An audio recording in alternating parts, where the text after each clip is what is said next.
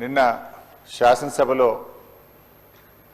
BRS party శాసనసభ్యులు జగదీష్ రెడ్డి గారిని suspend చేసిన విషయం మనందరికీ తెలిసిందే.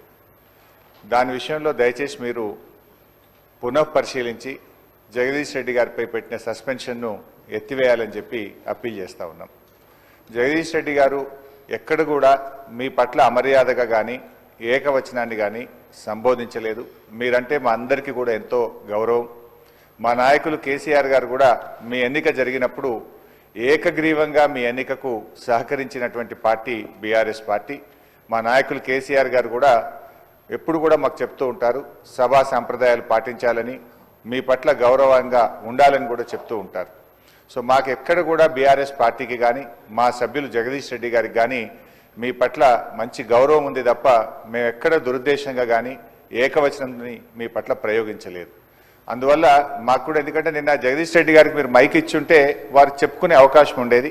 వారికి చెప్పుకునే అవకాశం లేకుండానే సస్పెన్షన్ జరిగింది కనుక మీరు ఒకసారి పునఃపరిశీలించి వారిని సభలోకి వచ్చే విధంగా సస్పెన్షన్ ఎత్తివేయాలని మా తరఫున విజ్ఞప్తి చేస్తున్నాం. రామచంద్ర నాయక్.